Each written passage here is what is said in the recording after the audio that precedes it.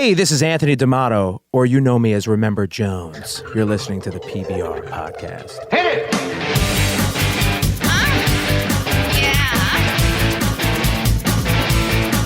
Culture, sophisticated Podcast, baby.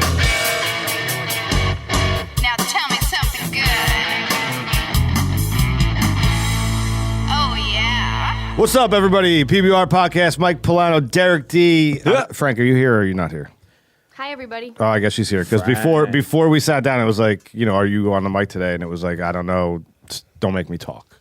So I had to ask permission. So you already made her talk. So I don't know. She's here. You're here? Officially, she is here, everybody. Here. PBR Posse will be happy about that. Hi, everybody. We have a very special guest in the house. Thank you so much for coming out. He's got a show tonight at the House of Independence. It's not tonight because you're listening to this on Monday. So his show kicked ass last weekend at the House of Independence. It was pretty awesome, right? yes. But you could probably see it all on social media. You won't believe what happened. Right? Can't even believe it. Outrageous. From Remember Jones, Anthony D'Amato. We argued about how the last name was said. I'm going to let you do that. Because my mom's main name was Amato, so I like D'Amato. I grew up as D'Amato, and then everybody said D'Amato, so it just became, my family just took over D'Amato. It's easy, it rolls off the tongue. D'Amato. But it's probably D'Amato. There's that apostrophe. Of Amato. Of love. Of love. So Yeah. Mine's of angels. That's right. Right, so in the home country, I'm just Polano. I'm not of anywhere. De But Polano. it's, that's what it means, right? Like, duh, Stacy. Duh. Yeah. What's up? Like, it's D'Amato. D'Amato. No one even knows the impression we're doing. One person just left. Dude, thank you so much for coming out. I know you're busy, man. And Remember Jones kind of like I keep wanting to say Corduroy Jones because I was in a band in high school called Corduroy Jones. That rolls off the tongue, too. Yeah. Now, this is probably Should have thought of that. right off the top. I mean, everyone gets this question when they're in a band. Remember Jones, where'd you get the name? Or do you not say? No, let's talk about it. Actually, truth be told, I'm Remember Jones. So Remember Jones is my stage name. That's what I just said. Yeah. 10 minutes ago. That's pretty awesome, Yeah, right? yeah. Remember Jones is a character, really. It's kind of like, Stephanie Germanotta is Lady Gaga on Right. stage. Yes. And, Anna Bullock is Tina Turner and things like that. Freddie Mercury, Fruit Bulsara. So it's just something that I put to my stage presence, which has its own sort of unique thing. I get on stage and I just do this wild soul animal thing, and I always did it. And Anthony D'Amato just sort of never fit it. Coincidentally, there's another Anthony D'Amato who's a singer-songwriter signed to New West Records with Bon Iver's label and stuff. So we used to get a lot of confusion on MySpace 6 or 7 years ago. And then we were like, LOL, it'll be fine. And then it just stopped being fine. We were both living as musicians, you know, and it just was like, all right, enough is enough. I'll do something you can't do, which is a theatrical thing. I mean, he's a true singer-songwriter. It's very guitar-driven, and his band is cool. It's a cool thing, but it's not like it's not a theater experience, sort of. Yeah. Which most big bands that we know and love are sort of theatrical in presentation. So we just decided to brand that. So the band is becoming Remember Jones because the members are contributing equally, you know what I'm saying, to the sound and the feeling of it. But that's part of the show we're putting on, so it's Remember Jones. To the PBR posse out there listening that may not be too familiar, let's break down, actually, when you say the band, like you have a lot of people on stage with you, right? Yeah, a minimum of 12. Actually, it might be 13 now because I'm just picking people And is that out as I go. always? It's always pretty much that amount of people. It's not like just a Remember Jones show. It's just you, or it's mainly everybody. There's a few times you'll see Remember Jones plus, guitarist so-and-so or keyboard, something like that. So I strip it down once in a while, but no, man, I'm trying every time you see me to be backed up by a 12-piece band. Yeah, and you're not even talking, not even just instruments. You have a choir, like sometimes a small choir on stage. Yeah. Actually, when we do big shows or big hometown nights, I'll do like an 8-person choir, and which is just. It's awesome. And you're orchestrating essentially. Yeah. So you're the voice, you're the lead, but you're kind of. Yeah. I'm. I have it in my head. I'm not so good technically as some of the other guys are, and we've kind of taken, and we could talk about that too. But we've taken from different bands or people I've collaborated with who have different backgrounds, and bringing it together is just ridiculous. It makes its own sound, and that's what I wanted, but based in the soul genre. So I have the idea. I could sing it. I could tell you how it feels. I could maybe sit down at a piano and play it, but I can't give you like every single note written down on a piece of paper. I could tell the horns what I want to hear. I could sing it to them, and I could do all that stuff. But it's really just an artistic vision that I therefore give to everybody else. I love. We have musicians on a bunch, and just getting into how they all operate mentally. You know what I mean? We had Scotty Morris from Big Bad Voodoo Daddy. Yeah. And Bobby Bandiera. Mumford's been on. Quincy Mumford's going to be on. None of them have answered that question the same way. Like everybody has like a different way. I guess it's like an artist, man. Everybody paints differently. Yeah. You know what I mean? Definitely. Everybody paints differently. You want a cookie? There's like 750 different brands of a cookie you can get. Someday you're craving the Oreo, but one day you want the Chewy Chips Ahoy. Yeah. It's the same thing for bands and music. And I mean, it's insane how much there is. So you really have to have a creative mind behind it to make something fresh and brand new and something that people are going to want to go to. I bet you're terrible Absolutely. at math. I can't fucking do anything. See, I'm that's terrible, right, man. Me too. Can I dude. curse? I can do that, right? Yeah, you do whatever you want. Thanks. So bad at math. It was just the one thing definitely in school I tuned out. Yeah, artists, man. No thanks. It's the other side. We're on the other side. Also, it was like a little bit of a struggle to learn. I was like, listen, I know what I'm trying to do in my life. I'm over this. Calculus? No. Forget that. Yeah, no good. Yeah, I mean it's crazy. Like I thought Scotty Morris was going to sit down and say he was just a garage band grunge guy, and then we found out by talking to him that he knew he could read, he could write music. You know what I mean? So like you never know. And then somebody who is the leader of an orchestra, like a 12-piece orchestra, you never know what to expect. I think that's amazing, and I'm like enthralled by that. I wish I could. I wish I could have that talent. And it's its own unique talent too, which some people get and some people don't. You see a conductor in front of a choir or an orchestra or something. That is a specific talent. Somebody who's really good at conducting is the one in charge of how that feels for an audience. I might be saying it wrong, right? Because you don't sit there with a stick and right. No, but I do in a certain leads. way. Right. So, and the band knows that. That's part of our process too. Here's what the skeleton of it is, but when I get in front of an audience, I'm going to go how I feel. So everybody needs to stay focused and looking at me, and that's a part of the thing. So I surprised the band the whole time. I surprised myself because somebody's doing something in the crowd, that's taking everybody's attention. We're not the kind of band just to let it happen. I'm going to react to that. We're all in the same room. This is all happening here. Yeah. It's an energy. Yeah, And things can happen on stage that switch things up and stuff, just like stand-up comedy. You Sure. You can end up saying something that's hysterical. You didn't even write it, wasn't even planned. Totally. And same thing with music. Same with the band. I won't let anybody's mistake go off as a mistake. You know what I mean? Like I can quickly correct it somehow. Whether it could be through comedy on stage, it could be through me just singing something or calling the horns in to play a certain line or something like that. So it's always this moving like organism, and that's what we always started as. That's what kind of has evolved with this band is how do we keep this sort of feeling going and moving and progressing?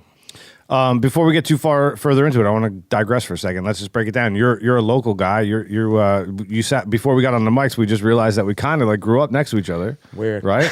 Yeah, it's pretty insane. So Mike, I feel like you've grown up like 10 different places. Yeah, I have. Every time it's always like, oh, I live there too. It's like you live at Asbury. I've explained it before. Thanks for listening. But if you really want to break it down, I don't care about it that much. It's not about me tonight. But when my parents got divorced, they moved a bunch, and I moved back and forth. You bounced around. Thanks for bringing it up. So Yeah. anyway, I hope you're sad right now. way to ruin the It's show. raining outside. It is kind of funny though because I have talked to. I grew up on a horse farm. I lived in Asbury for many years. I lived in Ocean in 400 places. Yeah. So every time we do have a guest on to tell a story, like I have a connection to it somewhere. That's good. And he's like, wait a minute, what? Yeah, I just It's all true. It's all true. 60% of it. So you're a kid from Monmouth County, and you roll up. You tell me you lived in a place, Middlebrook, where I lived for a little bit, and I know what it's like there. But you roll in the leader of an orchestra wearing a Sade jacket tonight. He has for people that we'll put it up on the website, but he's got a jean jacket that he made himself with Sade on the back. Yeah, this one of a kind. Like, how do you get from behind the rock to the Sade jacket leading the orchestra? Like, where does that come from? Your parents? I'm sure I inhaled some kind of secondhand stuff in Middlebrook that has still stayed with me now. CU Square was Middlebrook is an on the apartment dump. complex in Ocean Township, just for people listening. I represented CU Square real hard back in the day. Latin's me Castle, too. man. Yes. Come on. Oh, yeah. Wow, that McDonald's I Steinbach's. abused. I'll never forget that food court. It just deteriorated over Rizzo's the years. Pizza. Rizzo's Pizza Which is was still in there, and though. Chick-fil-A. Those are the two things that were in there. Rizzo's is still around though. They're in the Well, it's in same Middlebrook owners Shopping though, Center. same people. Remember the big Provident Bank Beehive? Yes, I don't remember that. Yes, Take you back. It was like in a deep, dark corner of that mall.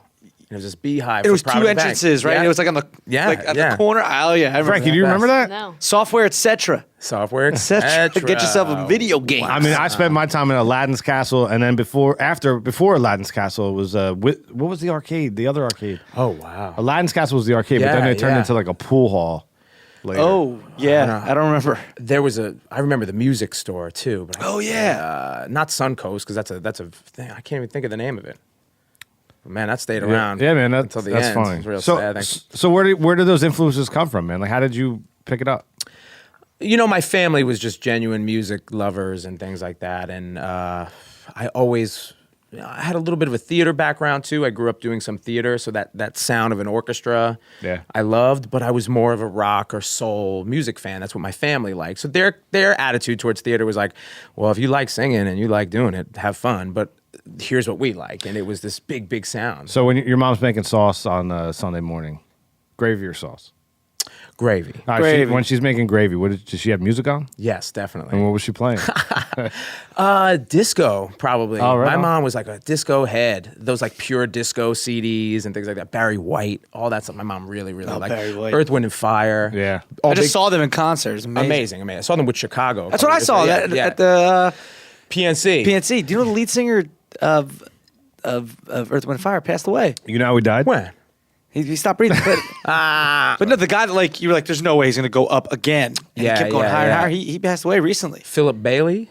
I Yeah. don't remember his name, but I was just like amazed by that guy. Yeah, he's insane. But those are big bands, you know. So this is what my family was like, and even those disco bands with the strings and all Sure. the horns and all that stuff, I love. Used to make a joke that we used to know when my mother was coming home because we'd hear her driving down the street with like a dance beat, blasting it. like a. We're like, oh, mom's home, oh shit. You know, she was just totally into that. And then my father was into more of like the rock thing, the big band rock thing. But Motown was like this thing kind of lingering over everything. That was the thing that I think united everyone was the Motown sound. Temptations, That's Jackson good 5, stuff. you know, Stax Records, all that stuff. So my family were music lovers, music heads. My dad loved lyrics, which I just love lyrics.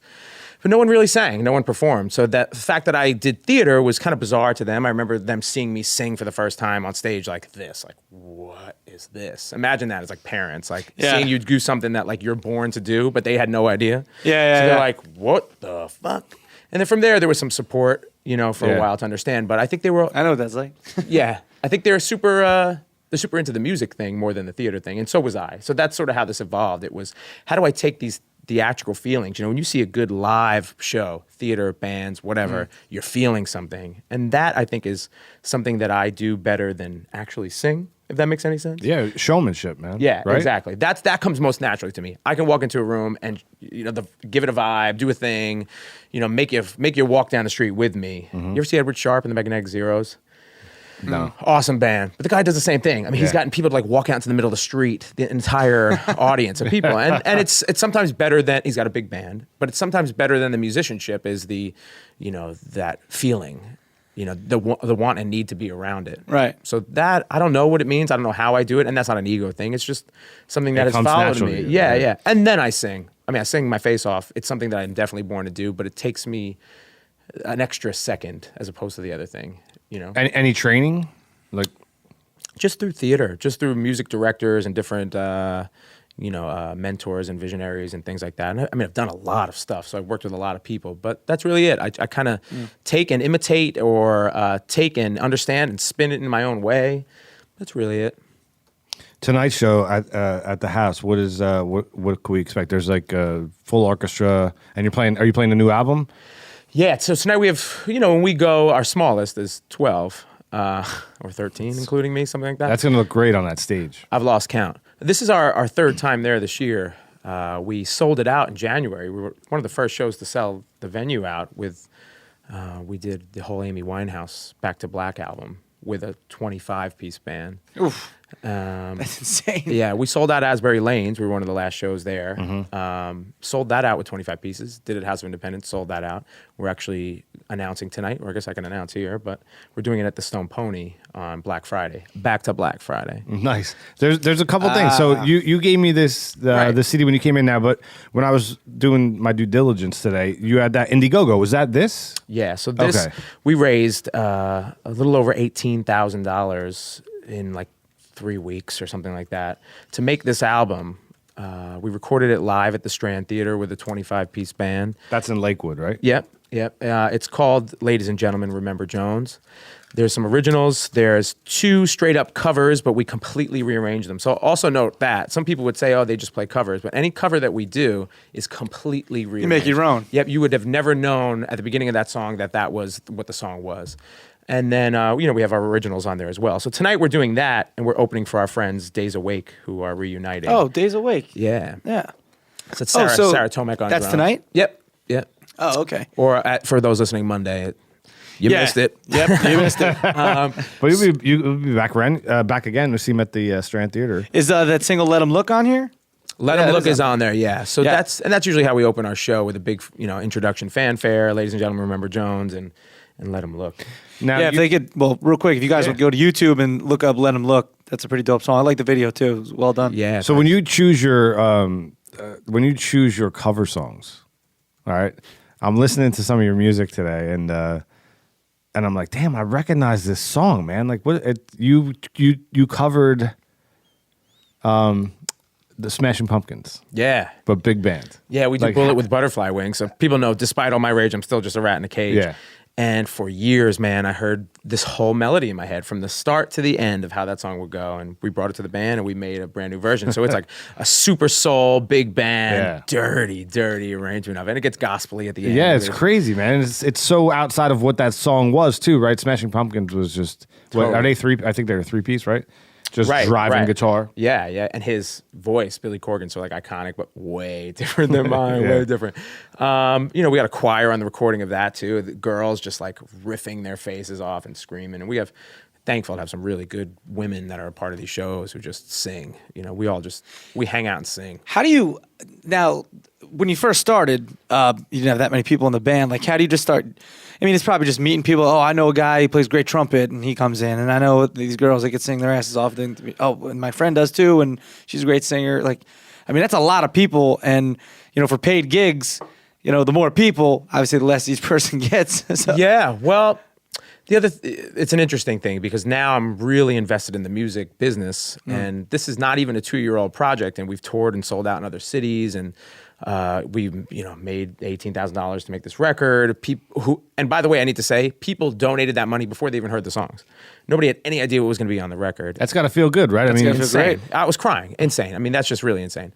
So all this stuff is happening, and I have to now I'm the manager of this project, right? Where at any time there's 12 or 13 people that need to be informed, but sometimes 25, and then people behind the scenes and all of that stuff. So, man, I don't even know. So I don't even know how I keep up with it. But it always was big, always. I would have auxiliary guest members. Sometimes I've had there's a string quartet on the album and in our Amy Winehouse show. And we just did a Jeff Buckley show. We did the whole Grace album. That's right. At the house, you played Hallelujah. Yeah. We did. I love that song. We did the whole album for 2 nights with Gary Lucas, who played guitar on the album and wrote a couple songs. And we're actually working on releasing some of those unreleased Jeff Buckley songs as Remember Jones songs, which is like Now, when you crazy. do that, that's Jeff. Do you have to get in touch with Jeff Buckley's management and all that stuff, and clear the copyright issues and all that stuff? Yeah. You have to go through licensing for all that. It's usually pretty easy. They rarely say no. I mean, why would they? They're making money as long as the contract is there and good. Yeah. But in this case, Gary Lucas co-wrote some of these songs with Jeff, and Gary's a part of the project.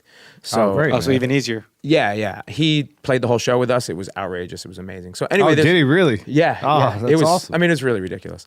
We're lucky to be in these places, man. I guess I would have never assumed that it would happen, but I think we're deserving of it. I think we all work really, really hard. This has become a full-time thing for me. We do private gigs and stuff like that. Not my favorite thing in the world to do a wedding, but it's mostly people who come to see the band and they know the vibe and they're like, do your thing, So it's been really good to us. So I have to pay sometimes 15 people. Yeah.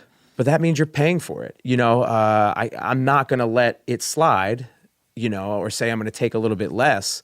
If a 15-piece band or 12-piece band is coming in and they're going to slay it, here's what we cost and here's what it is. And we're pretty lucky to get it. I mean, it's just, that's the bravery of being a manager too, and saying, I want to take care of my people and I want these, we'll go and we're going to sell out a venue. Or last year we sold this out and now we need more. Or, we've been slaying weddings for 2 years. It's time for us to, and your talent, your value, and you go in there and say, hey, I need to make this.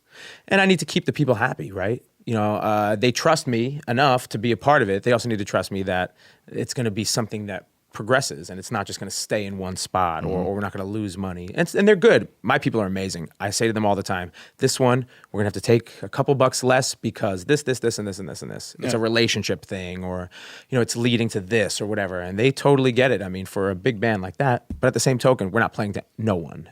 People are coming. We're successful. It's being written up about, and it's hard to maintain, but it's happening. How many years have you been running with this? It'll be 2. So that's it. Yeah. Killing it. Not as Remember Jones though. 2 is Remember Jones. Oh, 2 is Remember Jones. I thought Remember Jones had been for a while before the big band came in. No, and we recorded this at the Strand Theater, this album, because I debuted the name at the Strand Theater too. We did this big, huge show there. And ladies and gentlemen. So this is it's a live album. It's live, Nice. but not recorded as you would hear a live album, so to speak. The audience is there and everybody was there, but we went back into a studio and just cleaned it up.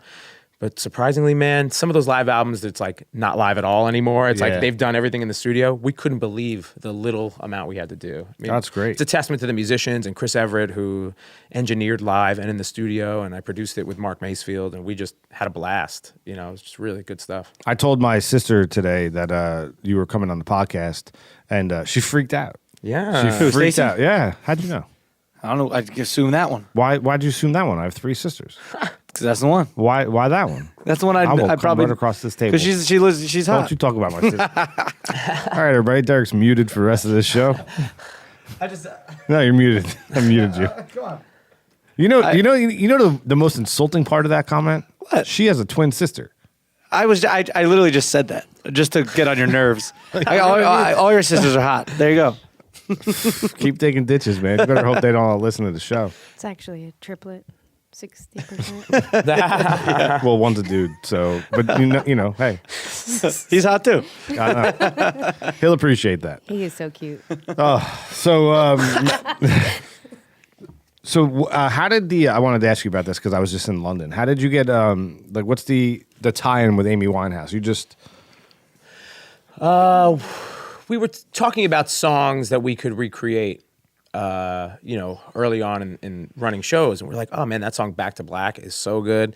And like, who's going to do that in a set? Definitely we're the band to do it because people are listening. If you were going to a bar and somebody does Back to Black, you're not really listening. But we want to do this authentically. And it was probably just another like Sade jacket idea of mine. And I was like, let's do the whole album. Like, who the hell is going to do that? Yeah. And that has been my hunger for this stuff. It's like, oh, you want to just do the one song? No, we're going to do the whole album. I love that, man. And we're going to do it with 25 people, so get ready for that.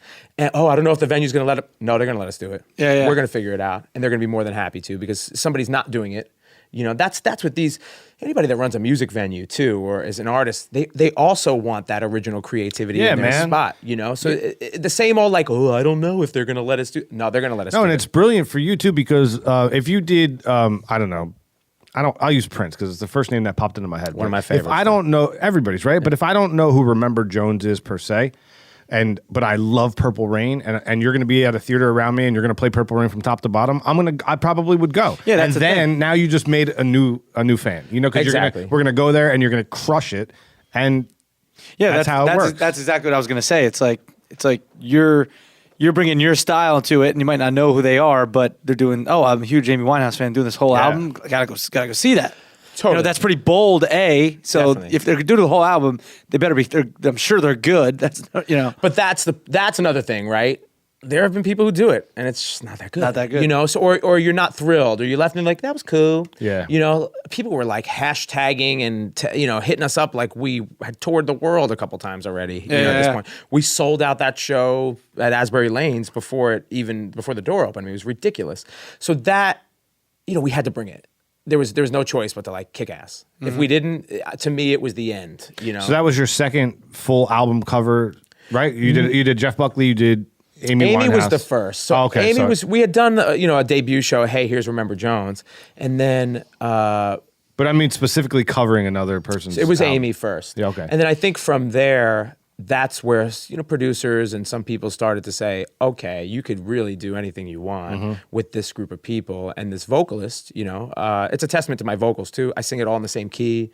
It's hard. It's Amy Winehouse is a woman, so I'm not really, I'm doing my own thing with it, and so are we as a band, but it's authentically coming across as just a brand new way of hearing this album. Yeah, and that's what Just people want to exciting. hear. They want to know it and be familiar, but like, oh, look at this twist, that you put And I'm on a it. dude, right? So Yeah. like people, we toured this and we went to Chicago, Detroit, Pittsburgh, Brooklyn Bowl. We did all this stuff. Not a lot of people knew it was a guy for some reason, even though I'm on the poster and, you could just simply click and find out what's happening, which a Yeah. lot of people just don't do. People are dumb. Yeah, it's kind of weird. You surprise them. I walk out and they're like, you could kind of feel the audience, like, what's happening here? But that makes it even cooler, though. Exactly. It's Because then even better. I know what I'm bringing. The band knows what we're bringing. We're really confident. We slay it. So it happened with, we did Back to Black. And so after that, I guess the next one we did was Trapped in the Closet. I was about to ask you about the R. Kelly thing. Yeah. We were the first people ever to do Trapped in the Closet live. So I did it with a 20-piece orchestra, and I sang the lead, obviously, which is probably the hardest thing I've ever done because it's about an hour of rap vocals that don't stop. It just doesn't stop. And it's the same thing over and over again. If you know Trapped in the Closet, it's the same 3.5-minute track, but telling a new story every time. Really fucked up. And to throw that on top, we had a cast lip syncing in front of us. Oh, that's interesting. Doing the whole thing. So we had it performed live. Of course, seeing it live, we did a bunch of really cool stuff. But So that was like a theater mix. Oh, yeah. So you're singing it and they're lip singing it. Yeah. Well, but was it just you doing all the parts? Yep, definitely. Interesting. And that's what he does on the original recording too. He's every single character, but just yeah, does a yeah, different yeah. voice. So You're he goes right. back from the narrator voice to the character voice. Yeah. It's ridiculous, but we did it, man. It was just awesome. So after that, we started the Jeff Buckley thing was probably something I was like, man, I need some time for that. But the days came. They wanted Gary Lucas to be a part of it. It was funded, it was kind of produced and like a commission for us to do it. And I think we're going to tour that too. That's probably going to be another project we're going to take on the road because it was successful and it's unique. And the people are covering Amy Winehouse stuff. You usually hear a woman or a group of people doing it, but our show is a show. You go to see us, not necessarily tribute to Amy Winehouse, but tribute to the Back to Black album, which for me, when I heard it, was like, whoa, there's nothing else like this right now. Sure, her vocals are crazy, but it's produced. Mark Ronson, like Salam Remy, all that stuff is like really, really good on that album and authentic. So it was us recreating the sound overall. Fish does a similar thing every Halloween. I'm not a Fish fan by any means, but every Yeah. Halloween they cover, and they don't announce it, right? They cover an album, Right. And sometimes it's awesome, and sometimes it's like, what? Like, they covered Yeah, yeah. Loverboy's second album? Like, you know? Yeah. It's weird, right? Well, and there's a lot of people too. Like, what are you going to do next? And we had an idea. There was supposed to be a show this October that we're probably going to do next year. I don't even want to say it because what if it doesn't happen? But it's going to slay. But it's a lot of work. These are like us kind of forgetting about the original stuff that we do and doing all of this work. Like theater, you rush and rehearse for like a couple performances and then it's over. You're like, well, yeah, I got paid, but all that damn stress, we're fighting up to the minute. Trust the me, thing man. starts. I know all about it right now. Yeah. It's crazy, but it's, to me, it's fulfilling and it's worth it when the shows now, like Back to Black, become, we can give it to an agency and they can book us anywhere they want to do this show. All the materials there, audio tree streamed the whole show live from Chicago, 5 cameras, amazing, hundreds of thousands of people watching the whole thing. And now they're gonna give out the actual videos. We did like 4 produced, mastered videos that are like ridiculous. Saved us thousands of dollars in getting a promo done or getting some attention. But Audio Tree stuff looks so good, too. it's insane. We were in the van in Chicago, kind of watching a little bit of it back, and we were like, holy shit. It's like the VMAs. Like we had Looks no good. idea. Yeah. And that's it, man. That's like next level stuff that it's not like I sought them out. And listen, man, 2 years in to be at this level is pretty crazy. It's insane. You know what I mean? Like I said, I think It's working. You're doing it Yeah, right. Like, definitely. I also know we deserve it, and I know Yeah. our worth. So I think it's cool, but I'm surprised every time. I never go into a thing going, this is going to sell out, because it just might not. Sure. You really don't know. We're going to do Back to Black again at the Stone Pony on Black Friday, and Black Friday's a busy night. People got lots of stuff going on. It's definitely a night you're going to go out with your people. So my hope is people make this their plan. It's like, all right, this is what we're doing. We're going to the Pony. We're going to go see Remember Jones. And then after we'll go shopping. Yeah, right. And that's what a mess. So it's always a risk, man. It's always a gamble, but I go in knowing, we got to do this. We said yes, we're going for it, and we're going to go 100%, 110%. You got it. And it's always good to like you were saying, like be creative and think like next level, like, oh, we're doing this. We could do this. Yeah. And I totally get where you're coming from with that. And but yeah, at the same time, you're like, oh man, all this work and stress. And then for one show, for me anyway. Derek's getting ready to, I was just going to say, he's getting ready to tie this into himself because Derek loves Derek. I wasn't getting ready to tie Derek, to myself. what you got going on? I wasn't getting ready to tie to myself. I was just saying, I get what he was saying I can absolutely relate. It's the same thing, except just comedy. Oh, well, yeah. Well, that's the truth, too. That's the truth, too. Like... The truth is Derek loves Derek. Hey. But it's okay, man. You got to love yourself, right? I like Derek. I don't know if I love him just yet. But, I get that, too. I've done improv and stuff like that. Yeah. And I'm an entertainer. So having some lines and being prepared to come back with things is, a thing for me. And I love comedy. I just have always loved comedy. Yeah, it's all in the wheel. All that stuff's related in the wheelhouse. And my show is multimedia. Yeah. So it's video, parody, dance, stand-up, everything. Well, take tonight, for example. We're going to do a show. We have to present something different than what we did the last time because we want to keep the people who've been coming to everything keep it excited, and we still want to turn on some new people. So tonight we're debuting a new tune, and which we worked our asses off on, but we put together the set a little bit differently. So everybody else. Is there anything on the screen? Or is it just... No, behind us? No. Okay, just curious. Yeah, no, I'm too... the lights will be going and everything. Yeah, and I'm like... You're probably watching me sing the words, which is rare for a band or a front man. Like most bands we see that you're kind of hearing the words. I have no idea really what they said, but it sounds cool. And he's closing his eyes and he's doing. Me, I'm like, here are the words. Here's what I'm saying, and here are all the high notes to go with it. So that I try not to do too much multimedia. Lights are awesome, obviously, and we have enough flair in a 12-piece band. Yeah, there's plenty of people on stage. And plenty of places to look. Yes, definitely. You ever hear of Jam in the Van? Jam in the Van. You got to check that out, man. Google it.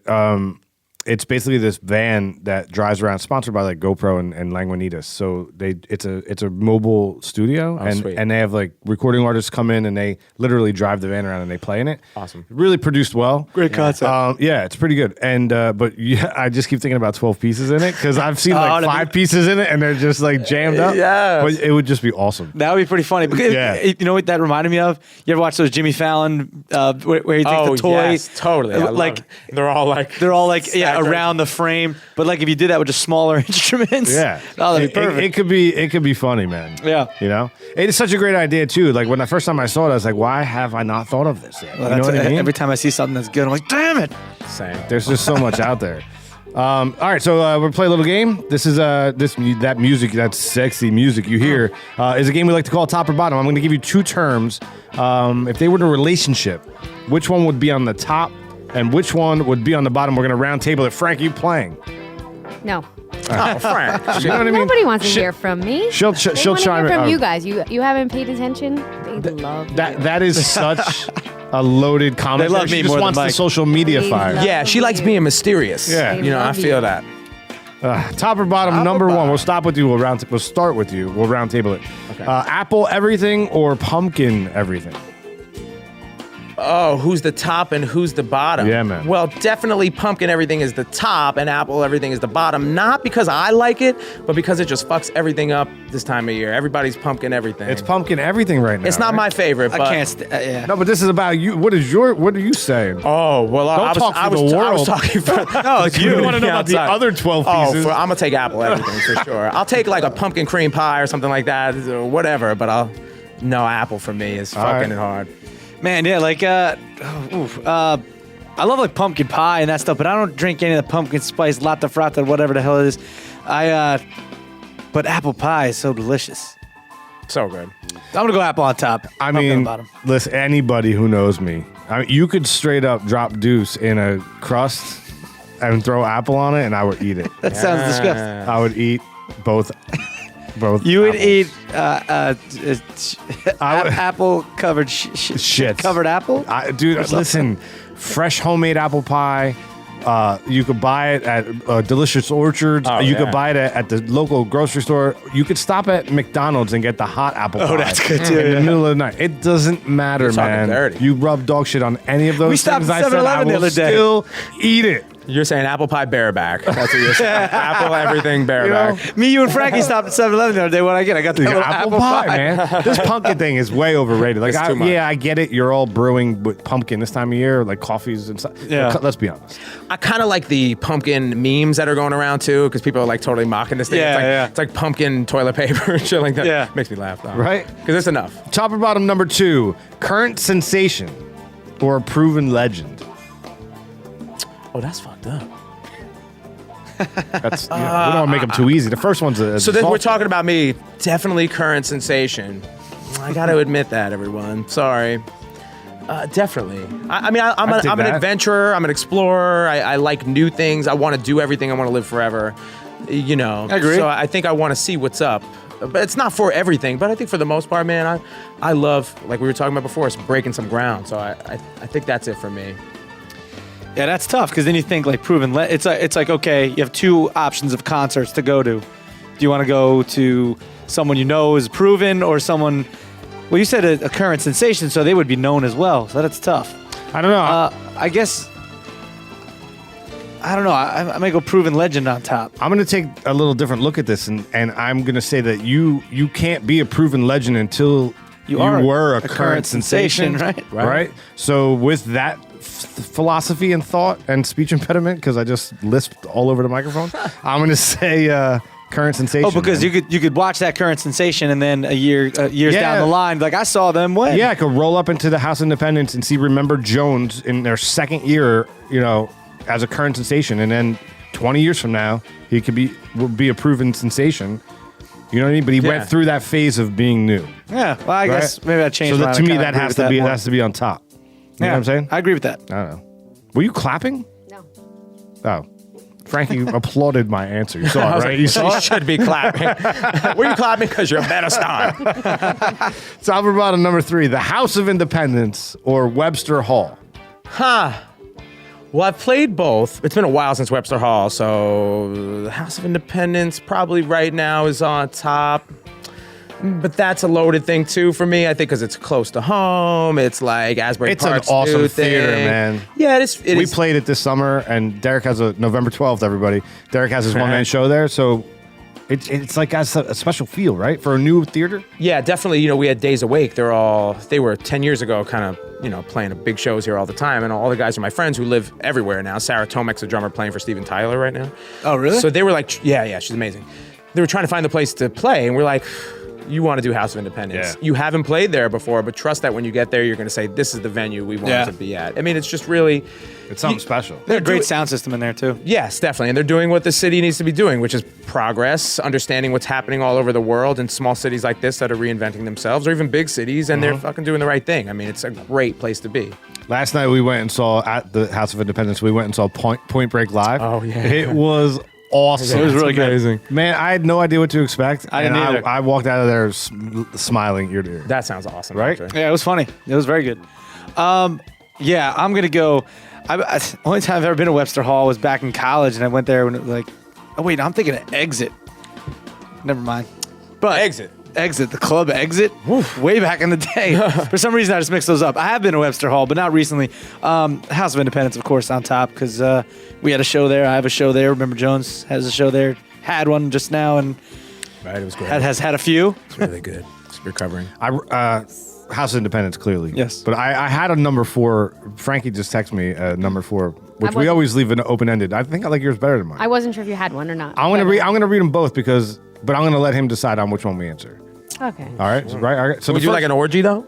You, Can we do all four together? You can. Like who's on yes. top, who's on bottom now? We're You're switching gonna up. combine all 4 of these, okay? You can only. You're gonna be mad that you said this now. You can only pick one of these, and the other 3 you have to kill. So there's one top. That's it. One top, the other 3 are dead. This is gonna be tough for you now. All right. All right. So I'm combining them. So Jeff Buckley or Amy Winehouse, or A remastered cover or the original song? So now you can only take one of these four. Your original song, like an original song of yours. Which do you prefer? Yeah. Oh, that's what you're saying. Yeah. Oh, so right. well, this is different. These are wildly different. They are. I don't even know if we could do the I whole could do thing it. away. You could do all of them. I can do a quick. Well, Why don't you here's- answer 'em? I feel like I have a good way of putting this together. Okay. I think a lot of people ask, was the Jeff Buckley show fun? And I was like, yeah, like playing fucking Hamlet is fun. You know, like it wasn't fun. It was challenging. It was really, really hard for me. But when I was done, I probably felt more victorious than I do as opposed to doing the Amy stuff because it's a little more natural for me. That sounds a little more natural. So probably recreating the Jeff Buckley stuff for me was really challenging, and I can't wait to do it again. So I think that's on top because that fucked really hard. But the Amy show, like we're doing it, we drop a dime and people are there. You know what I mean? Yeah. The Jeff Buckley is a little more deep-rooted, if that makes any sense. So that's a little more fetishy. The Jeff Buckley show is a little more of like a fetish. We're talking about top and Yeah. bottom. Yeah, you yeah. know, we're like licking feet and dropping wax. And I love it. He made it sexual, Yes, right? Like you know. it doesn't have to be sexual, but some guests make it that way. It's tailored to them. It's always sexual, in my opinion. Really, let's be real. Right on. Cool. What was the other? The other one was. See, I read it. I read we it. can't- Skip mine, dude. Jeff Buckley. No, but I like what you were saying. But like I thought you were saying like you the original prefer- song, right? Or a hot cover. Like there's a lot of hot covers. You're now. talking- I'm as talking Remember about Jones. His work. Yeah. His work is either, you have some original work. Yeah. And also you remaster these covers to the point where they're almost not Original. Right. Yeah. I'm not a natural born songwriter. I can freestyle sing, you know what I mean? And I'm an improviser, which helps, which allows me to therefore make these other versions of these songs. I like when people hear these songs in a new way, like they've never heard it before. That's really cool. And a lot of people don't do that or can't do that properly. So to me, that takes it all. That shoots a bug. Big one. Oh, here comes an edit. Go ahead. I feel like she's typing it in already. Derek, Buckley or Winehouse? Oh yeah. They're both good. I think I go Amy Winehouse. Yeah. Yeah. Not me. Jeff Buckley. That song Valerie's great. when I was in London, I went to Camden Town, and that's where she lived, and I think it's where she died. And her apartment is still memorialized there, and there's a statue of her there. And we went and checked out Yeah. that statue. That was kind of cool. Like out front. of her- It's like out on the water, really. Like it's right like across the street. It's where she used to hang out. Do people like go and tour her apartment? Yeah, they like go there and they mourn, and they can't walk through the You apartment. go to the statue and you take pictures. You know. You can't walk through the. No, I think it's rented out. I think people like live there actually, but the place is a monument or whatever. It was pretty cool. I have pictures. I'll put them up on the blog for this episode. You guys reading the blogs to these episodes? PBRpodcast.com. Cricket. Top or bottom number 5, solo work or collaborations? Collaborations for me, definitely. I like that. I like that a lot. I feel like that's what. With a 25-piece band. Yeah. Well, that was. collaborating quite often. I always said that's probably what is going to take a group of people out of your natural sort of habitat. If we all come together, we're gonna move faster. Rather than all of us competing against each other to the same people. We're so inundated with what's going on here. So I'm talking at a local level. We're so inundated with stuff like tonight. You could probably go see 6 or 7 things. But why don't you go see the 12-piece band where they're from a bunch of the things coming together at once? I like that. And that was, man, it's tough, So if you could put a lot of people together and make a community, that always sort of shines above the other stuff, I think. So that's my opinion. That's on top. I think when we think about it, even if it is solo, like especially if you're putting out an album, you're working with a lot of people to complete that album, even though it's a solo album. So you're still collaborating, with Right. producers and stuff like that. So it's kind of interesting to take. But I think collaborating is always good because even when like comedy and stuff too, you want to collaborate, you bounce ideas off, you go test out material, all that stuff. So I guess collaboration's on top. Yeah, I was interested to see where you went with that because like your one-man show, November 12th, House of Independence. November 12th. Is a collaboration. Although it's you, it's a collaboration of Yeah. a lot of people that you've worked with. That have helped me put the show together. Right? Absolutely. I mean, I thought of everything. It was all my ideas, but yeah, I needed help. So to me, that's a collaboration. Absolutely. It would help a bunch of people, including yourself. Yeah, I say collaborating as well. Like I guess I'm directing a lot of the visuals for Derek's show. I'm a camera operator and director by trade, but So like when he came up with the ideas for like his opening segments and stuff, and I shot a lot of that, not all of it, but a lot of it. But I'm sure this goes true for Max and the other people who shot them. Like you come up with an idea, and then you I always found this threatening because for the most part, I've always shot my own stuff. Right. And when I say shot, I mean filmed. So for Derek to say, here's what I want to do, and then I come with my camera and I kind of just shot it the way I saw it. It's very difficult to let go of that, right? Don't you think? Yeah, because I have this certain idea how it is in my head, but then you do it and I see how that works. Like, oh, that does work, or maybe we could try it this way. And yeah, I mean, so on the flip side, you're doing the exact opposite of that. You're right. These musicians show up with what they know in their head of the song, but you're saying we're gonna go here with it. Yeah, and sometimes it's actually hard for me to convey a little bit. So what I do instead is say, you do based on this direction, you do what you feel natural. And let's see what happens. Because then we always come to something else. Or my original idea is gone and it has become this new thing. It turns into like, oh, this is great. That's amazing. And that's what a good producer does too. That's what a good director of film, theater, anything does. I was actually going to ask you too, like, I've always been fascinated with like late night show hosts and things like that who have a team of writers. Man. And is that something that has ever interested you, like to be a behind the scenes writer? Of comedy. I mean, I would do it, but that's not. I want to be the guy. Yeah, see, that's interesting. I'm the right? guy, and yeah. I hosted a show for 9 years that just recently got canceled. That was very funny, and it was a daily show. And but we had other people ideas. I bounced ideas across, but mainly all the bits and all the comedy stuff. That was all my ideas and stuff. Right. But I would love to have a team like that. Make it so much easier, you know. Yeah, I love that stuff. Like I'm a big fan of Jimmy Fallon, James Corden. Those guys are great, and of course the old school guys. I used to never sleep because I would watch that stuff in high school. I'm sorry, It feels nice though. Derek D. What do you? Why don't you tell us about Fastlane Daily? Well, Time Inc. Bought us 6 months ago. Over 6 months ago now. 6 months ago. And, well, we were called on a Tuesday, July 26th. July 26th. It was a hot day. Humid. That we were done on the 27th. Just a one day. Damn. 1 day notice. And it hurt. In so much pain. Tell us how it really felt. It really hurt, quite frankly. Yeah, it was bad. Canceled. And you can even go watch that final episode if you haven't watched it yet. Get a little teary-eyed. Wow. I sniffled. But yeah, it sucked. It sucked big time. But then, Derek D. got the contract for his one-man show. Give it to me now. That's true. I've been running with that since, focusing on that positivity. Running. Just running. One door closes. And another one opens. Yes. I'm so glad you went high on that. We hit it both, right? I was hearing the timbre of your voice the whole time. Yeah. You're collaborating. We're I have to. I can't do the high part. Oh, that was great. Oh, good job, guys. Oh. See, collaborating right there. It's a collaborative effort. That was a beautiful thing. It was.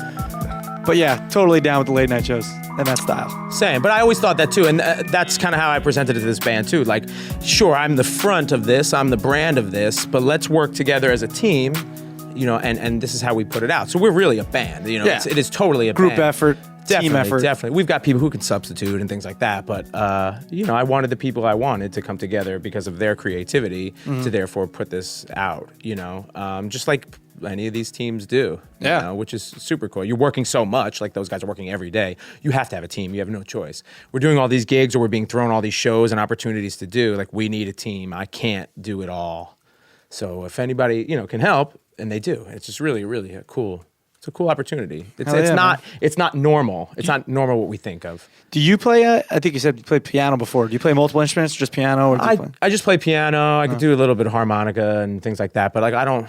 Do you play on stage at all? No, not really. No. I have before gotten on the piano and done like a cute little thing or something like that, or soloed on the organ ballad or something. Yeah, but I just love to sing and perform the words, and that takes me out of it. I guess I'm not good enough, really, at proficient enough at the instrument to be able to you front on a piano. Yeah. You know, it takes you away. You know, when you're having to focus and position yourself, and let me just sing the damn thing. Yeah. Michael Jackson didn't play any instruments, and when he wrote a song, he would literally write it in his mouth, right? So like, I think he tells a tale about writing Billie Jean, where he just came into the studio and he was like, I hear boom, boom, boom, boom, boom, boom, Yeah. boom, right? And then the musicians would play it. Oh, But yeah. Then he would be like, then I want to add in boot, boot, boot, boot, right? That's how he wrote music. So even like Same. the greatest Yeah. musicians of all time, like some of them don't Well, his instrument like was play voice. the music. Yeah, it was Yeah. his voice. The voice memos in my phone are filled with me humming little things or singing melody lines or little parts or horn lines and things like that. Because sometimes the song doesn't start from like that. It doesn't start from the lyric or the chorus. I hear a horn part or I hear the bass or something like that. There's a ton of voice memos in Derek's phone right now, and look, I'll dial one up real quick. Derek, you're great. You're awesome. And God darn it, people love you. That was like just the last one that he had in there. Sometimes you need that, refreshing I gotta thing. play them every now and then, just to give myself that little Yeah, oomph. if you don't have anybody to say it to you. you have to say it to yourself. Yeah, totally. It's the truth. All right, so this show really is all about our guests, right? Pizzas and beers will get you in the room, but it's all about the revolution, and the revolution today is you. So the Armchair Futurist, the year is 2050. Okay. All right. What does your industry look like in the year 2050? The music industry. You're saying. Whatever you think, whatever you feel your industry is, any part of it. Oh, man. I feel like the direction a lot of this stuff is going is we want things at the moment now. You look at like Facebook Live and all of these things that are happening, and I feel like that's going to be a really tough thing to escape, just being exposed the whole time. So I feel like as a musician, I feel like people might start to see a little bit more of that kind of thing. You're not only buying the record, but you're buying the experience beforehand. You know what I'm saying? The whole recording process, the writing process, it's going to become part of what you have to sell because it's becoming really hard to sell music. And what also sells, I don't mean to talk politics, but it's why somebody like Bernie Sanders was so popular was because of that raw, genuine sort of thing. Or why Trump is popular as well. It's very raw and it's very real. I don't believe I'm that raw, Don. Look, I gotta tell you, you're an idiot. Okay, everybody knows that. No, I'm Bernie. I'm not Mike right now. I know you're still an idiot. That's what I'm saying. Okay, I would just build a wall in front of you so I can't see you. Okay, you're the worst. All right, I'm fantastic. Okay, I'm huge. Donald stops by every now and then. Huge. And Bernie huge.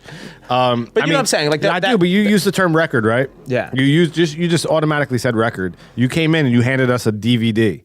CD, right? I'm sorry, It's a compact disc. compact. That's my bad. That's a It's my CD. Do bad. they still make DVDs? I don't know. But do they still, and I've seen a lot of bands, and this is like a trendy thing, but I've seen a lot of bands go back and like handing out tapes, like cassettes. Yeah, listen, I'm not down for that, but I get it and I understand. I think that's really like a- trying real hard. Yeah. You ain't got a cassette player unless you have some old beat up car you couldn't afford to pay, and that's a really small demographic of things. Like who is using cassettes? Yeah. But we are, we're getting the vinyl. The vinyl's going to be in time, hopefully. Cross fingers for our Stone Pony show, and that was a lot of people bought that because they donated money to that. But the vinyl thing is definitely a big part of the music business, and now that's proven that those are being bought almost more than compact discs now. So We talk a lot about we have a lot of actors and TV comedians, and so this conversation, Armchair Futurist segment, always kind of goes to live performance, right? And a lot of times we talk about like, are people going to leave the house? Like Bo Burnham comes up with his comedy act, how different that is, one multimedia comedy act.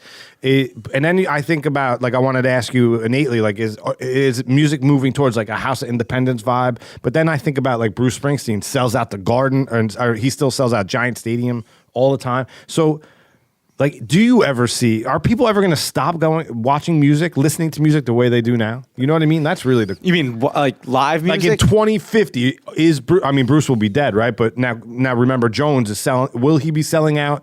Will people be filling Giant Stadium to watch and listen to you, or will it be completely different? Well, I think that'll always be there because there's nostalgia, that sort of a thing. So like, I think about my parents when they said, "Oh man, we went to this concert at this arena and it was amazing," and that's going to just continue to happen. There was going to be some parent, some kid. That's never going to change. Right. Some parent, some kid at the Bruce thing. That's going to get passed down. So you're going to want to see the big arena, and the spectacle of being there is and seeing it live. Yeah, it's a cool experience. However, I do think about the future of live performances being a little immersive, I think. And that's what's cool about going to an arena is you walk in and there's nothing else like it, in an arena. You're surrounded by people and the sound and the lights and everything. It's a huge spectacle. So I feel like at a place like House of Independence, which we tried to do with the Jeff Buckley show as well, and it's a little harder to do with the Amy thing, but where you walk into an atmosphere and you're surrounded by the show from the minute you walk in the door. That's the escape the room things that are happening, immersive theater like Blue Man Group or something like that. I directed a production of the Rocky Horror Show that was immersive, and you kind of walked in and you were in the castle, and like that stuff it changes everything, and I think that's a future of theater. That's a future of music. A little bit more on your lap and handed to you. It's so refreshing that he didn't say holograms. I know. Right? Like everyone says. Oh, that shit is weird. But this conversation goes to that place every time. You know what I mean? Yeah. Like did Lisa Left Eye Lopez need a hologram in TLC? No. Like, sorry, we didn't really need that. But I feel like, especially even now, you could put on those VR goggles and you could be in the middle of the stadium looking around and everything. And granted, it's not that exact feeling, but it's, the visual where you're standing on stage just right across from Bruce Springsteen. If it was filmed right there, you could just look all around. It's that 3D thing. But you're sitting at home. I'd hate to say it though, but it's like the scope of the world we live in today. Like it might not be safe in 2050 to go out to an arena, and the only way to get that might be to put on goggles. That's an interesting point. That's not something I thought of, I guess. I hope it's not the case. Yeah, right. I mean, that's security and stuff like that is an interesting thing, and that's happening. It's happened to me a few times. We released our album at Convention Hall. We were the first band to do a show like that in who knows how long since Bruce or I don't know. And there was 800 people there, and I'm exposed on this huge stage, and there's people drunk and all over the place, and for a split second I was like, oh my God. Yeah. What if somebody just walked in here? And it kind of freaked me out for a second. And I don't know why there and nowhere else, probably because it was so big and things like that. But, I had this feeling of like, oh, shit. And now that's happening. We just played a Red Bank Oyster Festival, and there was a big security thing. Like they closed off the park for 24 hours, before coming in. And I'm like, oh, wow, these are a lot of things to think of. So I think people will still continue to go out. I think it's really hard not to, because in the back of our heads, we're like, oh, that could happen. But tomorrow I got tickets to the show, so I'm still going. Yeah. Can't let them win. Right, exactly. So hopefully that won't ever happen, but there are still people in the middle of nowhere, Indiana or something like that, who don't have these things. The closest arena is 6 or 7 hours away. So the fact that they can get this at home experience, we can't forget that happens, and we're lucky to have cities surrounding us and this House of Independence down the street. Sure. Yeah, I feel like we often miss that point, right? Don't you think? Like we live, especially where we live. I mean, New York City's right there, Philly's right there, the beach is right there, Atlantic the farms City, are right there, Atlantic City's the right mountains. there. Like we live 1 hour from everything. I lived in Chicago for 3 years, and it was like, there's still a city, still Chicago, but it was the Midwest, and most of the people who had come there, that was their nearest city for who knows how far away, and it was definitely a different way of living, and I took a lot of this stuff for granted, we have everything here, everything you want. When you go to where the water is in Chicago, what do they say? You're going to go there for the weekend? It's a beach to them. They call it the beach. Yeah, Lake Michigan. So there's like not a beach. North Avenue Beach, Waveland Beach, all that stuff. There's a couple of them that I'd been to because I lived close to it, and I would walk the whole Lake Shore Avenue path. I mean, it was amazing. Being on there, I was like, I'm not interested. It was kind of. We're used to this beach. Yeah, it was real beach. What the real beach is. Fake sand. I mean, there's two things that I do know. 60% of everything I say is partially accurate, right? But there's two things I know.